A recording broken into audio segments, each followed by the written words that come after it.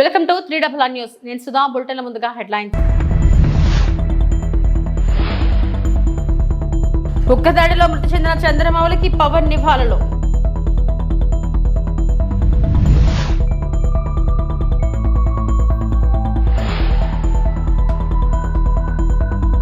ఉగ్రదాడిలో మృతి చెందిన చంద్రమౌళికి నివాళులు అర్పించిన హోంమంత్రి అనిత.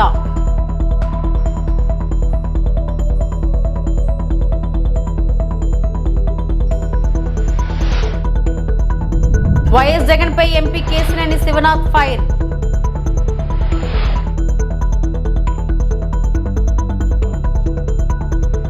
పెహల్గాం ఉగ్రదాడిలో ప్రాణాలు కోల్పోయిన విశాఖవాసి చంద్రమౌళి అంతిమయాత్రలో హోంమంత్రి అనిత, సత్యకుమార్, కూటమి నేతలు పాల్గొని నివాళులు అర్పించారు. ఉగ్రవాదుల చర్యను పార్టీలు, కుల మతాలకు అతీతంగా ప్రతి ఒక్కరూ ఖండించాల్సిన అవసరం ఉందన్నారు. భవిష్యత్తులో ఇలాంటి ఘటనలు పునరావృతం కాకుండా కలిసికట్టుగా పనిచేయాలన్నారు. చంద్రమౌళి ఆత్మకు శాంతి చేకూరాలని ప్రార్థించారు.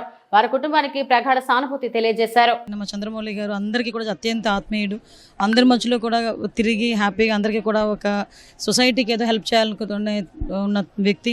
ఈరోజు వాళ్ళ కళ్ళ ముందే 3 ఫ్యామిలీస్ వెళ్ళారు. వాళ్ళు వచ్చే నిప్పిన విషయాలు చూస్తూ ఉంటే నిజంగా చాలా బాధ అనిపించింది. అసలు ఎటువైపు వెళ్ళిపోతుంది అసలు అంటే మానవత్వం అన్నది లేకుండా ఈరోజు ఉగ్రవాదులు తీసుకున్న చర్యను తీవ్రంగా ఖండించాల్సిన అవసరం ఉంది. ఎందుకంటే ఇంతవరకు ఉగ్రవాదులు ఏదైనా మిలిటెంట్స్ ప్రొఫెషనల్గా వెళ్ళేవారు. అలాంటిది ఈరోజు సివిలియన్స్ మీదకి వచ్చి వాళ్ళు కూడా క్వశ్చన్ ప్రిపేర్ చేసుకుని దానికి తగ్గట్టుగా వాళ్ళు చంపడం అనేది మరి క్రూరంగా చంపారండి. ఈరోజు వాళ్ళిద్దరు ఆడపిల్లల్ని వాళ్ళ భార్యని చూస్తూ ఉంటే నిజంగా మనసు తరుక్కుపోతుంది. కంపల్సరిగా దీనికి ప్రతిచర్య అనేది కంపల్సరిగా ఉంటుంది. కానీ ఒకటే చెప్తున్నాను ఏంటంటే ఇటువంటి సంఘటనలు మళ్ళీ పునరావృతం కాకుండా చూసుకోవాల్సిన బాధ్యత మనందరి మీద ఉంది. దీన్ని ప్రార్థీలందరూ కూడా పార్టీలకు అతీతంగా, మతాలకు అతీతంగా, కులాలకు అతీతంగా అందరూ తీవ్రంగా ఖండించాలి. మన సమానత్వం గురించి, మన స్వేచ్ఛ గురించి మనం పోరాటం చేసే పరిస్థితి రావాలని మాత్రం కోరుకుంటున్నాం. సరదాగా ఫ్యామిలీతో టూర్ కోసం వెళ్ళిన చంద్రమౌళి ఇలా కావటం చాలా చాలా బాధాకరం. ఉగ్రవాదుల ఈ చర్య అందరూ కూడా భక్తులతో ఖండించాల్సిన అవసరం ఉంది. బట్ ఏది ఏమైనా సరే భారతదేశానికి ఇది ఒక బ్లాక్ డేగా మనం అందరం భావించాలి. మరి గౌరవ ప్రధానమంత్రి గారు చెప్పినట్టుగా ఎవరైతే ఈ చర్యలకు పాల్పడ్డారో వాళ్ళు ఖచ్చితంగా దానికి భారీ మూల్యం చెల్లించుకునే పరిస్థితి వస్తూ ఉంది.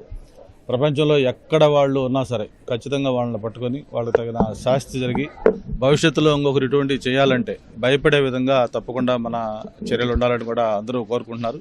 ఒక మంచి వ్యక్తిత్వం ఉన్న వ్యక్తి అటువంటి చంద్రమౌళి గారు ఇలా దుర్మరణం పాలు కావటం చాలా చాలా బాధాకరం. ఆయన ఆత్మకి శాంతి కలగాలని వాళ్ళ కుటుంబ సభ్యులకి ప్రగాఢ సానుభూతిని కూడా తెలియజేసుకుంటారు. లిక్కర్ స్కామ్ లో అడ్డంగా దొరికిన జగన్ ప్రజల దృష్టి మళ్లించేందుకు కుట్రలు పన్నుతున్నాడని విజయవాడ ఎంపీ కేసినేని శివనాథ్ ధ్వజమెత్తారు. రాష్ట్రానికి పెట్టుబడులు రాకుండా చేసేందుకు అసత్యాలు ప్రచారం చేయిస్తున్నాడని మండిపడ్డారు.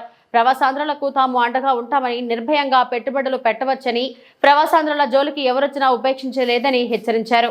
వాళ్ళ వచ్చిన కంపెనీలన్నీ పెట్టుబడులతో వస్తే వాళ్ళ స్వర్ణాంధ్రప్రదేశ్ దిశగా రాష్ట్రం ప్రయాణిస్తుంటే ఎప్పుడూ కుట్ర కుతంత్రాలతో రాజకీయాలు నడిపే ఈ పులివెందుల జగన్ రెడ్డి మళ్ళీ ఇంకో కుట్రకు నిద్రలేపాడు. ఇతను దొంగ దొంగ అని ఎదుటోడిని దొంగ చేస్తాడు. ఎందుకంటే ఇతను 21 క్లౌడ్ కంపెనీలు పెట్టారు. ఈ 21 క్లౌడ్ కంపెనీలకి ఒక్క దాంట్లో ఆఫీస్ లేదు. 21 సూట్ కేస్ కంపెనీలు పెట్టిన చరిత్ర నీది. ఈ సూట్ కేస్ కంపెనీలకి అడ్రస్ కూడా, ఆఫీస్ అడ్రస్ కూడా లేని జగన్ రెడ్డి ఇవాళ నువ్వు అక్కడ ఉన్న ఎన్ఆర్ఐలను విమర్శిస్తావా? నువ్వు నీ యొక్క బ్యాచ్ గుర్తుంచుకోండి. ఈ ఎన్ఆర్ఐలు తప్పకుండా రండి, పెట్టుబడులు పెట్టండి, ఇక్కడ ఉన్న పారిశ్రామిక అభివృద్ధికి కృషి చేయండి. మీకు మా ప్రభుత్వం ఆహ్వానిస్తుంది. ఎవరన్నా అడ్డొస్తే కబడ్దార్, నేనున్నా మీ ఎన్ఆర్ఐలు అందరి తరఫున. మీరు కష్టపడి సంపాదించిన సంపాదన పెట్టుబడులు ఇక్కడ పెట్టి పరిశ్రమలకి అభివృద్ధి చేయండి. రాష్ట్రాన్ని ముందుకు తీసుకువెళ్ళబడి గత 5 సంవత్సరాలలో ఈ రాష్ట్రం అధోగతి పాలు చేసిన వారికి బుద్ధి చెప్పే విధంగా మనకు యువతకి ఉద్యోగాలు కల్పించాలి. సమాజానికి చేటు కాబట్టే ప్రజలందరూ చాలా దూరంగా పెట్టారు ఇతన్ని. ఇతను పులివెందుల ఎమ్మెల్యే కింద నిలబెట్టారు. ఆఖరికి ప్రతిపక్ష హోదా కూడా ఇవ్వలేని పరిస్థితిలో ఉన్నారు. ఇటువంటి వాళ్ళందరూ మీరు చూస్తుంటే డ్రామా ఆర్టిస్టులు ఇవాళ మద్యం కేసు, బిగ్ బాస్ ఎవరో తెలిసిపోయింది.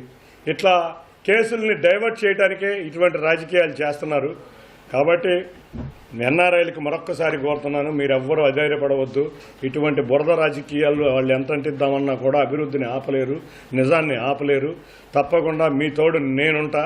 మీరు ధైర్యంగా ముందుకు రండి, పెట్టుబడులు పెట్టండి. అఖిలపక్ష సమావేశం తర్వాత ఏఐఎంఐఎం చీఫ్ అసుద్దీన్ ఓవైసీ మాట్లాడుతూ ఘోరమైన పహల్గామ్ ఉగ్రవాద దాడిని ఖండిస్తూ త్వరితగతిన స్పందించే బృందం నుండి ఆలస్యంగా స్పందన మరియు దాడి జరిగిన ప్రదేశంలో సిఆర్పీఎఫ్ లేకపోవడం వంటి భద్రతా లోపాలను ఎత్తి చూపారు. పాకిస్తాన్ తో సింధు జల ఒప్పందాన్ని నిలిపివేయడాన్ని కూడా ఆయన సమర్థిస్తున్నారు. మరియు ఉగ్రవాద గ్రూపులకు ఆశ్రయం కల్పిస్తున్న దేశాలపై చర్యలు తీసుకోవాలని పిలుపునిచ్చారు. కాశ్మీర్లపై తప్పుడు ప్రచారాన్ని ఎదుర్కోవాలని ఓవైసీ ప్రభుత్వాన్ని కోరారు. మరియు జాతీయ భద్రతపై ప్రభుత్వం తీసుకున్న నిర్ణయాలకు పూర్తి మద్దతును వ్యక్తం చేశారు. और तीसरा ये कि हमारे संविधान में आर्टिकल 355 है जो ये कहता है कि यूनियन पर एक ड्यूटी है एक्सटर्नल एग्रेशन से स्टेट्स को बचाने के लिए। तो ये तीनों चीज़ें हैं सरकार के सामने और वो जो मुनासिब समझते हैं इन टेररिस्ट ग्रुप के खिलाफ, जिस देश में इन टेररिस्ट ग्रुप को पनाह दी जा रही है, मदद दी जा रही है, उनको पूरी ताकत दी जा रही है, उनके खिलाफ एक्शन ले सकते हैं। चौथी बात यह है कि इंटरनेशनल लॉ इस बात की इजाज़त देता है कि हम नेवल और एयर ब्लॉकेट करें पाकिस्तान के सेल्फ डिफेंस में और सैंक्शंस लगाएं पाकिस्तान के ऊपर, ख़ास तौर से आर्म्स सेल्स में। इसके बाद मैंने ये कहा कि वहाँ पर मेडोज में आखिर क्यों सीआरपीएफ नहीं थी वहाँ पर, क्योंकि मैंने पूछा है कि जनवरी में सीआरपीएफ के 2 यूनिट को हटा लिया गया था वहाँ से। उसी सिलसिले में मैंने ये भी पूछा कि क्विक रिएक्शन टीम को 1 घंटा लगा ऊपर पहुँचने के लिए, जब तक ये पूरे शयातीन, ये तमाम जालिम लोग वहाँ पर मज़हब पूछकर गोली मारते रहे। और 2000 में वहाँ पर एक नुनवान कैंप है पहलगाम में, वहाँ पर भी 30 यात्रियों को मारा गया था और उसमें एक कमेटी बनाई गई थी लेफ्टिनेंट जनरल JH मुखर्जी की, उसका रिपोर्ट का क्या हुआ।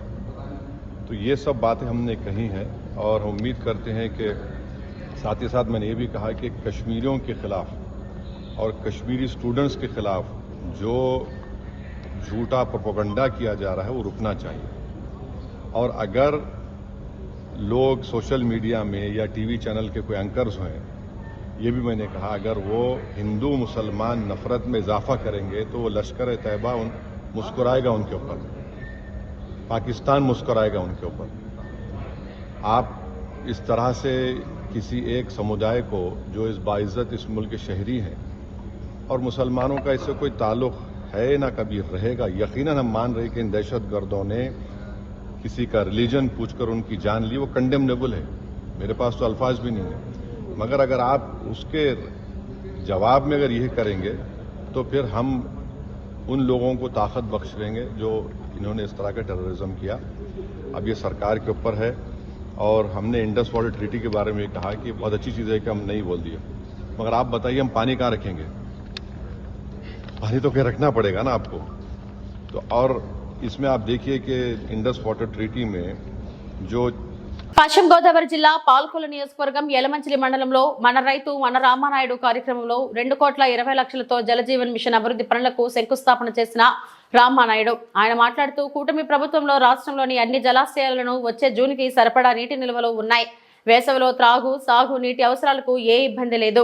యువతకు ఉద్యోగ అవకాశాలు కల్పించేందుకు ప్రపంచ స్థాయి కంపెనీలను ఏపీకి రప్పిస్తూ అభివృద్ధి చేస్తారు చంద్రబాబు. కట్టుబడి పాలకొల్లు నియోజకవర్గంలో సురక్షిత త్రాగునీరు నిమిత్తం అంటే ఇంటింటికి కుళాయి కానీ ఫిల్టర్ బెడ్లు కానీ సంపులు కానీ ఓహెచ్ఆర్ల నిమిత్తం దగ్గర మరి 80 కోట్ల రూపాయలు మన నియోజకవర్గంలో కేవలం సురక్షిత త్రాగునీరు ఇవ్వడానికి మనం నిధులు కేటాయింపు చేసి వేళ శంకుస్థాపనలు చేసుకుంటూ వస్తూ ఉన్నాం. అదేవిధంగా ఏదైతే రహదారులు కూడా రైతాంగానికి అవసరమైన రహదారులు కూడా మరి ఇంత పెద్ద ఎత్తున రోజు కూడా రాత్రి కూడా చూసారు, రాత్రి సమయంలో కూడా మరి నిన్న కూడా పెద్ద ఎత్తున ఒక 8 గ్రావెల్ రోడ్లు శంకుస్థాపన చేశాం. ఇట్లా ప్రతిరోజు ప్రతి నిత్యము కూడా ఈ పెద్ద ఎత్తున రైతాంగానికి మహిళలకు మరి ఇంత పెద్ద ఎత్తున నిధులు కేటాయించి ఈవేళ పనిచేస్తుంది తెలుగుదేశం జనసేన బీజేపీ ప్రభుత్వం అని చెప్పి తెలియజేసుకుంటూ మరి ఇప్పటికీ మన రైతు మన రామానాయుడు కార్యక్రమంలో భాగంగా రైతాంగానికి 42 కోట్ల రూపాయలు మరి ఇప్పటి వరకు కూడా మరి రోడ్ల నిమిత్తం శంకుస్థాపనలు చేశామని అంటే ఎంత పెద్ద ఎత్తున మరి ఈవేళ రైతాంగానికి ఈ ప్రభుత్వం సేవ చేస్తుంది అనేది ఇదే పెద్ద ఉదాహరణ. అందులోనూ కూడా ఈవేళ మీరు చూస్తారు, ఏదైతే ఏటుగట్టు పక్కన ఉన్నాం, ఇప్పుడు ఏటుగట్టు పనులు కూడా మీరందరూ కూడా చూస్తూ ఉన్నారు. మరి గతంలో ఏదే గోదావరికి వరదలు వచ్చినప్పుడు రాత్రులు అర్ధరాత్రి సమయాన్ని మనమే ట్రాక్టర్ల మీద మట్టి తెచ్చుకుని, మనమే సంచులు తెచ్చుకుని, యువత అంతా కూడా రాత్రులంతా కూడా నిద్రాహారాలు మానేసి ఈ ఏటుగట్టుని బస్తాలు కట్టి కాపాడుకునేటువంటి పరిస్థితి. మళ్ళీ ఈరోజు మన ప్రభుత్వం వచ్చింది. 8 కోట్ల రూపాయలతోటి కంచుస్తంభపాలెం, బోరువుపల్లి, దొడ్డిపట్ల, లక్ష్మీపాలెం, ఎలమెంచిల వరకు కూడా మరి ఈవేళ ఆ ఏటుగట్టు పటిష్టత మరి ఈవేళ పనులు చేస్తూ ఉన్నాం. మరి నేను అడుగుతూ ఉన్నా, గత 5 సంవత్సరాల వైఎస్ఆర్సీపీ పాలనలో మరి ఒక్క తట్టమట్టి కూడా మరి వాళ్ళు వేసినటువంటి పరిస్థితి లేదు. ఒక్క రూపాయి కూడా మరి గ్రాంట్ ఇచ్చినటువంటి పరిస్థితి ఏటుగట్టుకు లేదు. అంటే పనిచేసేటువంటి ప్రభుత్వానికి, పనికిరానిటువంటి ప్రభుత్వానికి, పనిచేసేటువంటి నాయకుడికి, పనికిరానిటువంటి నాయకుడికి ఇవే ఉదాహరణలు. ఇదే ఇటువంటివే. అంచేత ఖచ్చితంగా రేపు ఇంకా ఏదవుతాయి ఇక ఎలమంచిల నుంచి చించినాడ వరకు కూడా రిమైనింగ్ బ్యాలెన్స్ ఉంది ఏటుగట్టు. దానికి కూడా ఒక 8 కోట్ల రూపాయలు ఎస్టిమేషన్లు వేసాం. అది కూడా తొందరలోనే నిధులు మంజూరు చేసి టోటల్గా నా నియోజకవర్గంలో కంచుస్తంభంపాలెం నుంచి బాడవ ఎండింగ్ వరకు కూడా ఏటుగట్టుని అత్యంత పటిష్టం చేసి ఏమాత్రం వరద వచ్చినా కూడా ఆ యొక్క బెదురు అదురు లేకుండా మనందరం కూడా మరి ప్రశాంతంగా నిద్రించేటువంటి విధంగా ఏటుగట్టుని పటిష్టం చేసేటువంటి బాధ్యత కూడా. అకాల వర్షము, గాలులకు నష్టపోయిన మామిడి పంట రైతులను గుర్తించమని ఉద్యాన శాఖ అధికారులను ఆదేశించిన రాష్ట్ర మంత్రివర్యులు మండపల్లి రాంప్రసాద్ రెడ్డి. అన్నమయ్య జిల్లా లక్కిరెడ్డిపల్లి మండల సాధారణ సర్వసభ్య సమావేశం మండల ప్రజా పరిషత్ అధ్యక్షులు మద్రేవుల సుదర్శన్ రెడ్డి అధ్యక్షతన నిర్వహించారు.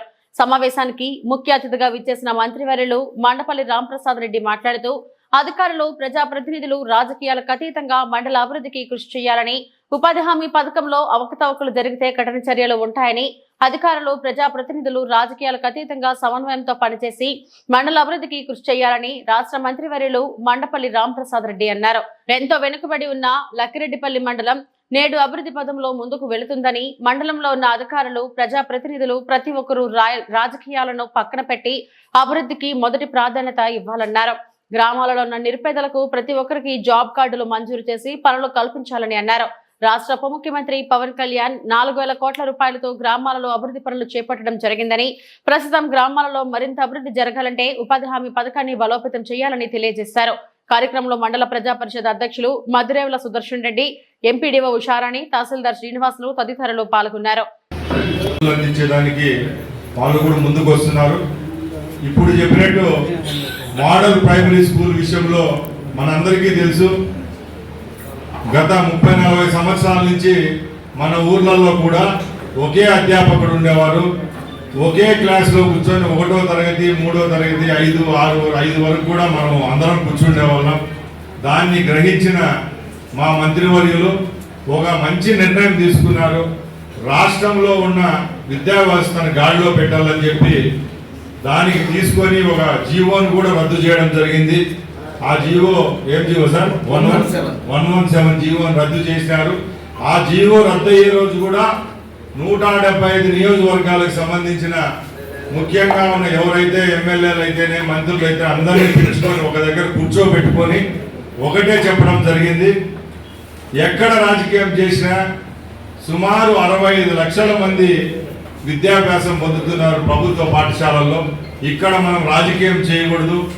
నేను కానీ మా తండ్రి గారు ముఖ్యమంత్రి ఫోటోలు కానీ, ఒక కులం కానీ, మతం కానీ ఎక్కడ పాఠ్య పుస్తకాల్లో ఉండకూడదని ఒక మంచి నిర్ణయం తీసుకున్నారు. ఆ నిర్ణయానికి ప్రతి ఒక్కరు మేము కూడా ఒప్పుకున్నాం. ఆ తర్వాత కూడా అక్కడ పనిచేస్తున్న ఎవరైతే అధ్యాపకులు ఉంటారో వాళ్ళకు కూడా మనం సంతోషంగా పెట్టాలా. అధ్యాపకులు బాగున్నప్పుడే ఖచ్చితంగా పిల్లలకు కూడా నాణ్యమైన విద్యా వ్యవస్థను అందించగలుగుతామని చెప్పి ఆ సంఘాలతో ఎవరైతే సంఘ నాయకులు ఎవరైతే ఉన్నారో రాష్ట్రంలో ఉన్న అన్ని యూనియన్స్తో చర్చించి వాళ్ళ విషయంలో కూడా మంచి నిర్ణయం తీసుకున్నారని తెలుస్తూ ఉంది. ఇంకా మూడోది, ఎవరైతే విద్యార్థులు ఉంటారో గ్రామ స్థాయిలో తప్పకుండా ఒక్కొక్క క్లాసుకు తప్పకుండా ఒక అధ్యాపకుడు అనే వ్యవస్థను తీసుకొని వచ్చి ఈరోజు ఇప్పుడు రేపైతే ఏదైతే కొత్త అకాడమిక్ ఇయర్ స్టార్ట్ అవుతా ఉందో 25-26లో ఒక శుభ పరిణామంగా భావించవచ్చు. అలాగే మేము ఒకటే చెప్తున్నాం, ఎక్కడ రాజకీయాలు చేసినా కొన్ని ప్రాంతాల్లో రాజకీయం చేయకూడదు. దానికి ముఖ్యంగా విద్యా వ్యవస్థ ఉంది కాబట్టి తప్పకుండా రాబోయే 4 సంవత్సరాల్లో ఈ రాష్ట్రంలో ఉన్న విద్యా వ్యవస్థను గాడిలో పెట్టేదానికి ఈ ప్రభుత్వం అలాగే ఈ అధ్యాపకులు ఎవరైతే చిత్తశుద్ధిగా పనిచేస్తున్నారో వాళ్ళు ముందుకు తీసుకొని పోతారని ఈ సభాముఖంగా తెలియజేసుకుంటూ వాళ్ళందరికీ శుభాభినందనలు తెలియజేసుకుంటున్నాను. ఆలూరు నియోజకవర్గం ఆస్పరి మండలంలోని కల్లపర్రి గ్రామంలో జనాలు విష జ్వరాలతో అల్లాడుతున్నారని ఆలూరు ఎమ్మెల్యే శ్రీ బూసినే విరూపాక్షి ఆవేదన వ్యక్తం చేశారు. కూటమి ప్రభుత్వం ఆంధ్రప్రదేశ్ లో ఏర్పడి సంవత్సరం అవుతున్న గ్రామాల్లో నెలకొన్న పరిస్థితులపై అధికారులు వైద్యాధికారులు కన్నెత్తి కూడా చూడడం లేదని అధికారులపై కూటమి ప్రభుత్వంపై మండిపడ్డారు. వైఎస్ఆర్సీపీ ప్రభుత్వంలో ప్రతి గ్రామంలో వైఎస్ఆర్ వినేస్ క్లీనింగ్ ఏర్పాటు చేసి వైద్యాధికారులను అందుబాటులో ఉంచడం జరిగిందన్నారు. కానీ ఈ కూటమి ప్రభుత్వం వచ్చాక ఆరోగ్యశ్రీ పథకం ఎత్తేసిందని తెలిపారు. అస్పరి మండలంలో త్రాగునీరు సమస్య అధికంగా ఉందని పలుమార్లు అధికారులకు నాయకులకు తెలియజేశానని ఆయన ఇప్పటి వరకు ఎలాంటి చర్యలు తీసుకోవాలని అన్నారు. మన ఆస్పర్ మండలం మా ఆలూరు కాన్సెస్ ఆస్పర్ మండలంలో విలేజ్ ఒకటి కల్లపారి గ్రామం అనే విలేజ్లోన అక్కడ విష జ్వరాలు వచ్చి దాదాపుగా 2 రోజులు 3 రోజులు అయింది. ప్రభుత్వము అక్కడ కన్నెత్తని చూడలేదు. అదేవిధంగా డాక్టర్లు కానీ అసలు పట్టించుకొని పాపాన్ని లేదు. నేను డిఎంహెచ్ఓ ఫోన్ చేస్తే సార్ ఇప్పుడు పంపిస్తాం సార్ అని చెప్తారు. ఎంత ప్రభుత్వం ఎంత అన్యాయమైన పరిపాలన చేస్తున్నారంటే, ఇంతకుముందు మా జగనన్న ప్రభుత్వంలో వారానికి ఒకసారి విలేజ్ క్లినిక్ అని ప్రతి విలేజ్కి డాక్టర్లను పంపించేవారు. వీళ్ళు ఈ కూటమి ప్రభుత్వం వచ్చినాక అసలు ఆరోగ్యశ్రీని ఎత్తేసినారు. అసలు ఆరోగ్యశ్రీకి అసలు లేదు. ప్రజలకు వైద్యము విద్య అనేది లేకుండా ఈరోజు ఇంత దుర్మార్గమైన పరిపాలన చేస్తున్నారు. అసలు విష జ్వరాలు వచ్చి పడిపోతుంటే ప్రభుత్వం ఏమి చేస్తుంది అనేది ఇంకా మేము మాట్లాడుతున్నాము. ఎందుకంటే ఏదన్నా చిన్నపిల్లలకు జ్వరాలు వస్తేనే అంత అల్లాడిపోతారు. పెద్దవాళ్ళకి దాదాపుగా 100 మందికి పైన ఈరోజు కలపాడులో విష జ్వరాలు వచ్చి, ఎందుకంటే ఆడ కలుషితమైన నీరు తాగి వాటర్ లేని చెప్తాను, ప్రతి మీటింగ్లో నేను చెప్తాను. వాటర్ లేదు, ఆస్పర్మనకు వాటర్ లేదని చెప్తాను. అలాంటిది అసలు ఇంతవరకు వాళ్ళ ప్రభుత్వం కూటమి ప్రభుత్వం వచ్చి సంవత్సరమైంది, ఇంతవరకు దానికి నీళ్ళు వాటర్ గురించి పట్టించుకునే లేరు, వైద్యం గురించి పట్టించుకునే లేరు. సంవత్సరమైంది. అసలు వైద్యం అంటే గాలికి వదిలేసినారు, ఆరోగ్యశ్రీని పక్కన పెట్టేసినారు. వీళ్ళు చెప్పిందేమో ఒకటి, చేసేది ఒకటి చేస్తున్నారు. అదేవిధంగా ఖచ్చితంగా మేము డిఎంహెచ్ఓకి ఫోన్ చేసినాం. ఇమీడియట్లో పోయి ఆ ఊరికి పోయి అక్కడే ఉండి మన ప్రజలకి వైద్యం అందించాల విధంగా మేము కోరుతున్నాం. సంగారెడ్డి జిల్లా సదాశివపేట మండలం సూరారం గ్రామాన్ని సందర్శించిన 25 మంది విదేశీ ప్రతినిధులు. జిల్లా కలెక్టర్ కాంతి వల్లూరు అధికారులు వారికి ఆత్మీయ స్వాగతం పలికారు. MGNREGS ద్వారా జరుగుతున్న ఉపాధి హామీ పనులను పరిశీలించారు. వారు కూలీలతో మాట్లాడి పథకం అమలుపై వారి అభిప్రాయాలను తెలుసుకున్నారు. గ్రామ అభివృద్ధి, జీవనశైలిలో వచ్చిన మార్పులు చూసి ప్రశంసలు వ్యక్తం చేశారు. ఈ సందర్శన గ్రామస్తులు ఆసక్తి కలిగించింది. అధికారులు, ప్రజలు భారీగా పాల్గొన్నారు.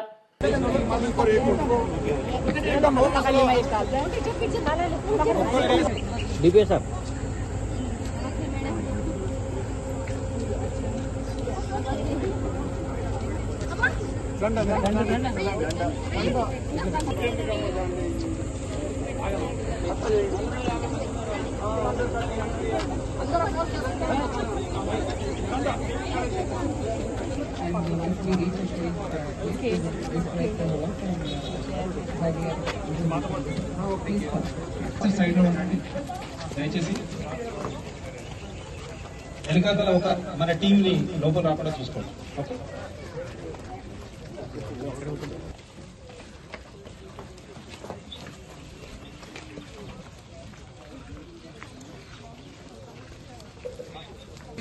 Take a small stop here. So this is one of the taken up under Srimati Srijana ma'am to the field visit and Suvaram village. So in this, under NREGS we aim to చేస్తున్నాము. అక్కడ వాళ్ళకు కూడా exactly NREGA లాగా కాదు, కానీ అలాంటి programmes వేరే ఉన్నాయి. డబ్బులు ఇచ్చేవి కానీ వర్క్ ఇచ్చేవి కానీ కాన్స్టిట్యూషన్ లో నరేగా లాలో ఎట్లయితే మనం రాసుకున్నామో అది ఇప్పటి వరకు ఇంకే దేశంలో కూడా లేదు. అందుకని మీ అందరి నుంచి నేర్చుకోవడానికి మీరు మన దగ్గర ఎట్లా అవుతుంది ఇంప్లిమెంటేషన్ అనేది, ఇంకా ఏం ప్రాబ్లమ్స్ ఉన్నాయి అది నేర్చుకోవడానికి వచ్చారు వీళ్ళందరూ. ఒక్కొక్కరిని నేను పరిచయం చేయట్లేదు ఎందుకంటే చాలా మంది ఉన్నారు కాబట్టి. బట్ ఇక్కడ ఉన్న వాళ్ళందరూ కూడా పొలిటికల్ సిస్టమ్ లో ఉన్న వాళ్ళు, అంటే అయితే ఇంతకు ముందు మినిస్టర్ గా ఉండి ఇప్పుడు వేరే స్థాయిలో ఉన్న వాళ్ళు, లేకపోతే సగం మంది ఇంకా మినిస్టర్ స్థాయిలోనే ఉన్న వాళ్ళు, అండ్ స్పెషల్లీ లేబర్ లాస్ తో వర్కర్ లాస్ తో పనిచేసే పాలిటీషియన్స్ అందరూ. సో ఇప్పుడు ఒక 10 నిమిషాలు మీరు చేసేది ఏదో జాబ్ కార్డ్ గురించి ఇక్కడ నరేగా పని ఎట్లయితుంది చెప్తే నేను ట్రాన్స్లేట్ చేస్తా ఇంగ్లీష్ లో. ఆ తర్వాత వాళ్ళకి మన ప్రశ్నలు ఉంటే వాళ్ళని అడగనిద్దాం. ఆ తర్వాత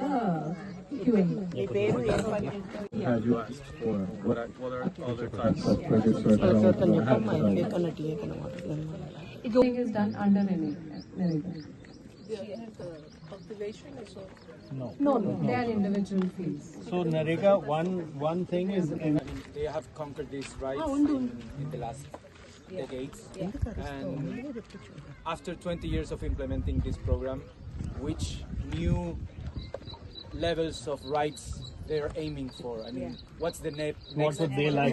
What's the next step? Let's hear that. That's a good thing. సంపాదించాలని అనుకుంటున్నారు. ఇప్పుడు దేని మీద జరుగుతుంది? ఇంతకు ముందు throughout the summers, and cattle can come and drink water in these troughs.